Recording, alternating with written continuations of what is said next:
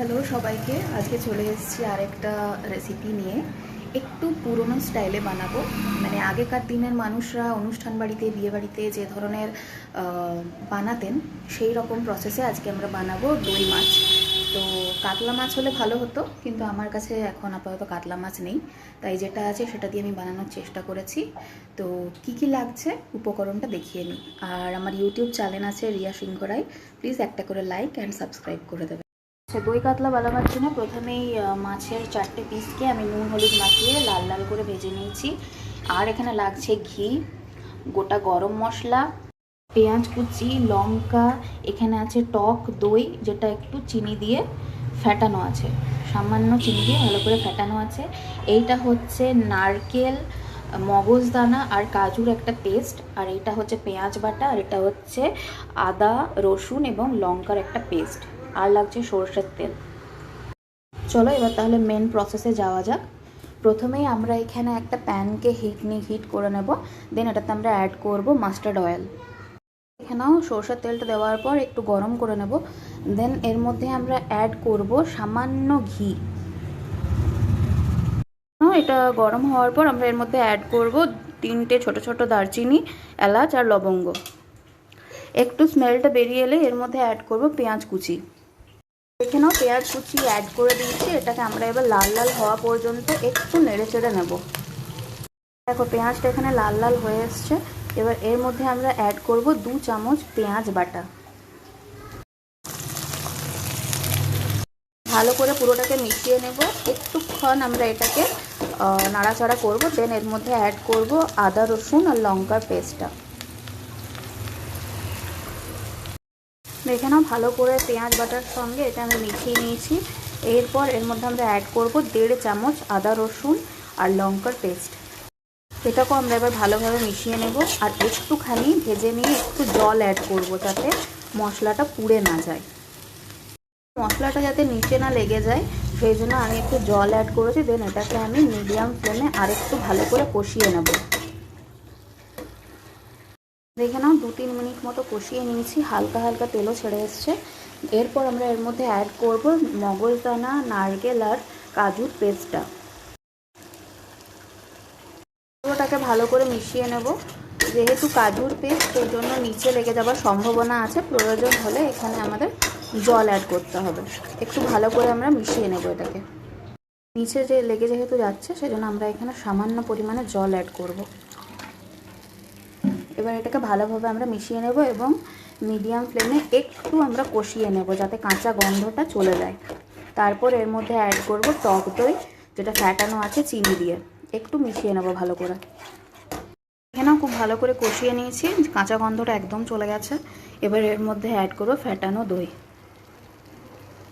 এবার ভালো করে মিশিয়ে নেব, সামান্য জল অ্যাড করব। দেখো দইটা দিয়ে ভালো করে মিশিয়ে ফুটিয়ে নিয়েছি আর একটু জল অ্যাড করেছি। হালকা হালকা উপরে তেল ভেসে এসছে, তো এই সিচুয়েশনে আমরা এর মধ্যে অ্যাড করব সামান্য পরিমাণে স্বাদ মতো নুন।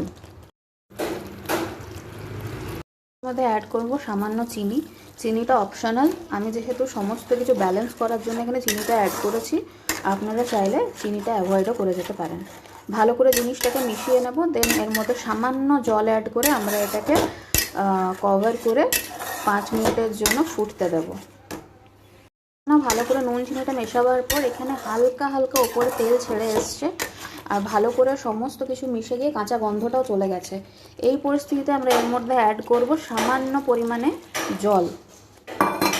জলটা দিয়ে আমরা একটু ভালো করে নেড়ে নেব, দেন আমরা এটাকে ঢাকা দিয়ে 5 থেকে 10 মিনিট, আমার মতে 10 মিনিট ঢাকা দিয়ে রাখলেই, একদম লো ফ্লেমে ঢাকা দিয়ে রেখে এটাকে আমরা দেন মাছগুলো অ্যাড করব। যতক্ষণে ফুটছে ততক্ষণে আমাদের আরেকটা কাজ করে নিতে হবে। মাছগুলো যেহেতু ভাজা আছে ওইগুলোকে আমরা কাঁটা চামচ দিয়ে একটু ফুটো ফুটো করে নেব যাতে পুরো ফ্লেভারটা মাছের মধ্যে ঢুকে যায়।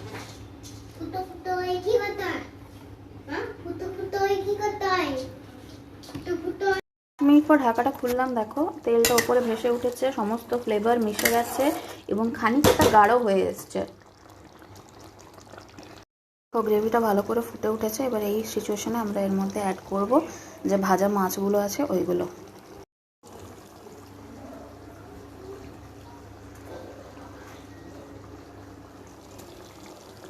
ভালো করে আমরা এটাকে মিশিয়ে নেব।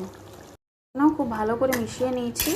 এইবার আমরা এটাকে ঢাকা দিয়ে একদম লো ফ্লেমে 10 মিনিট মতো ফুটতে দেব। ভালো করে মিশিয়ে নিয়েছি, দেখে নাও। 5 মিনিট পর লিডটা খুলে আমরা পাল্টা দেবো মাছটা, দেন আবার 5 মিনিটের জন্য ঢাকা দেবো। রেখে দেখো আমি এটাকে ঢাকা দিয়ে দিচ্ছি 5 মিনিটের জন্য, তারপর উল্টে আবার 5 মিনিট রাখবো। একদম গ্যাসের ফ্লেম কিন্তু লো থাকবে। 5 মিনিট হয়ে গেছে, দেখো মাছগুলো কি সুন্দর টেক্সচারে চলে এসছে। এবার এটাকে আমরা পাল্টে নেব। মাছগুলোকে পাল্টে ভালো করে মিশিয়ে নিচ্ছি আরেকবার, দেন ঢাকা দিয়ে আরও 5 মিনিট। এটাকে আবার 5 মিনিটের জন্য আমরা ঢাকা দিয়ে দেবো একদম লো ফ্লেমে। 5 মিনিট পর দেখো যে টেক্সচারটা দেখো, আর গ্রেভিটা কতটা থকথকে হয়ে এসছে। ভালো করে একবার নেড়ে নেবো যাতে নিচে না লেগে যায়। এরপর এর মধ্যে আমরা অ্যাড করব যে কাঁচা লঙ্কাগুলো রেখেছি সেইগুলো। গোটা 3টে কাঁচা লঙ্কা অ্যাড করলাম। নেক্সট এর মধ্যে অ্যাড করব আমরা গরম মশলা। তো এক্ষেত্রে আমি এখন গরম মশলা গুঁড়ো ব্যবহার করছি, কিন্তু আপনারা চাইলে আরও বেটার যদি স্বাদ পেতে চান তাহলে আপনারা গোটা গরম মশলাকে জল দিয়ে পিষে সেটা ব্যবহার করতে পারেন।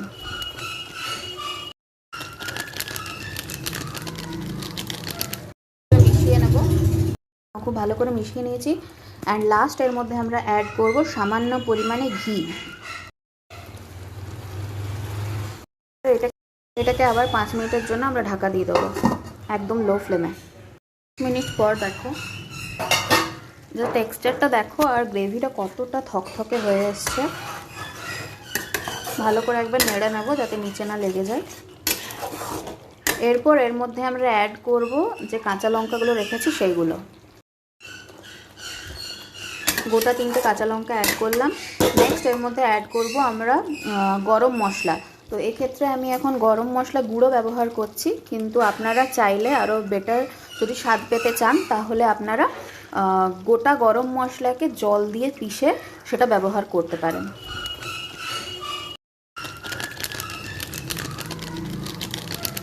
মিশিয়ে নেব, খুব ভালো করে মিশিয়ে নিয়েছি। অ্যান্ড লাস্ট এর মধ্যে আমরা অ্যাড করব সামান্য পরিমাণে ঘি। এটা দেওয়ার পর ভালো করে মিশিয়ে নিয়েছি, দেখো গ্রেভিটা পুরো রেডি। এইবার আমরা ফ্লেমটা গ্যাসের ফ্লেম অফ করে এটাকে 15 মিনিটের জন্য ঢাকা দিয়ে রেখে দেবো, দেন এটা রেডি টু সার্ভ আমাদের হয়ে যাবে। চলো গ্যাসের ফ্লেম অফ করে এটাকে 10 থেকে 15 মিনিটের জন্য ঢাকা দিয়ে দিচ্ছি, যাতে সমস্ত ফ্লেভারগুলো একে অপরের সাথে ভালো করে মিশে যায়, দেন আমরা এটাকে সার্ভ করব। 10 মিনিট পর দেখো আমাদের দই কাতলা পুরোপুরি রেডি। কেমন লাগলো রেসিপিটা তোমরা জানিও। আর আমার ইউটিউব চ্যানেল হচ্ছে রিয়া সিংহ রায়, পারলে একটু সাবস্ক্রাইব করে দিও আর একটু লাইক করে দিও। কেমন লাগলো অতি অবশ্যই জানিও। Thank you.